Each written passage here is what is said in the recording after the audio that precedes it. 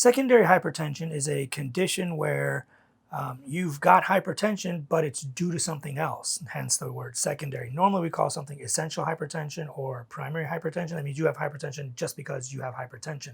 Your genetics have given you hypertension, we've checked all the other stuff, and you don't have it. Secondary hypertension means you have one of the other stuff. So the question is, what is the other stuff? The number one cause nowadays for hypertension seems to be sleep apnea.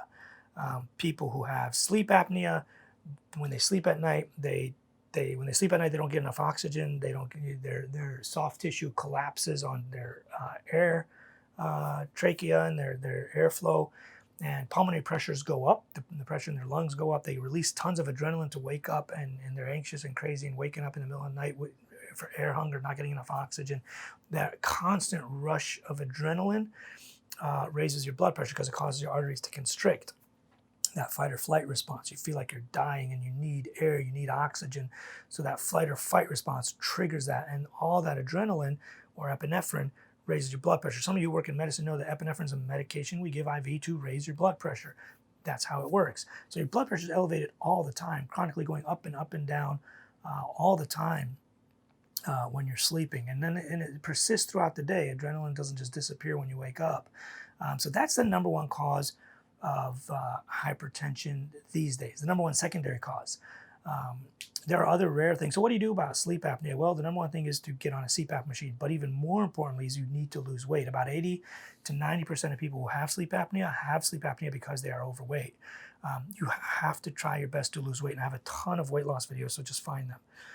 But you have to lose weight to eliminate the sleep apnea. Are there skinny people that have sleep apnea? Sure.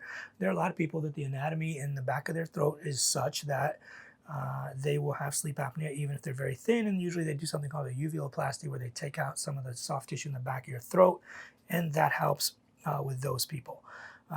So make sure you get that treated and taken care of. The other causes, secondary causes, are people have renal artery stenosis.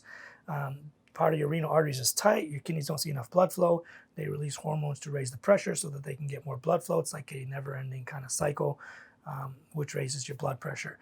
Sometimes people have tumors called pheochromocytomas, where there's a small tumor that releases hormones, kind of like these hormones we were talking about earlier. It's usually on your adrenal glands or somewhere. It releases hormones which release catecholamines, similar to adrenaline, norepinephrine, epinephrine, those kind of things. But adrenaline releases a ton of it, and your pressure is elevated.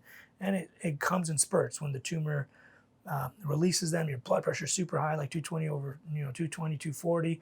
And then other times of the day, it's like 120 or normal.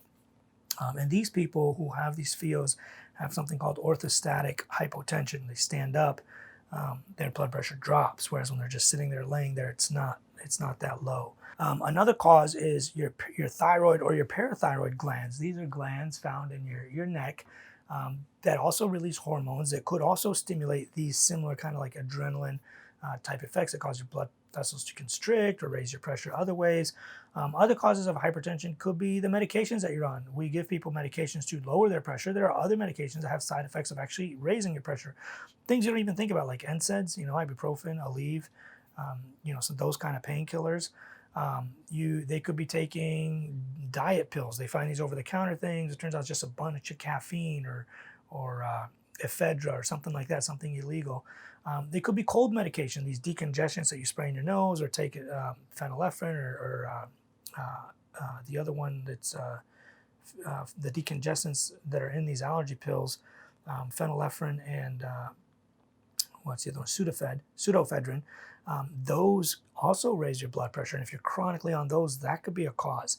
Sometimes it's things, supplements, and other things that you just don't know that are in your diet. There are certain herbs, like licorice, for example, can raise your blood pressure as well. So definitely make sure if you're told you have hypertension, that if it's secondary, treat the underlying cause, and make sure that's taken care of. And then if you still have hypertension, then you might need to be on medications, and then that would be called essential or primary hypertension, where you have hypertension because you have hypertension. And then we can treat that obviously with medications and make sure you're better. The problem with not treating hypertension is that it causes heart attacks and strokes. Normal blood pressure is considered 115 over 75. For every 20 over 10, higher than that, your risk of stroke doubles. So if 115 is normal, you add 20 to it, that's 135, 2 times higher stroke rate.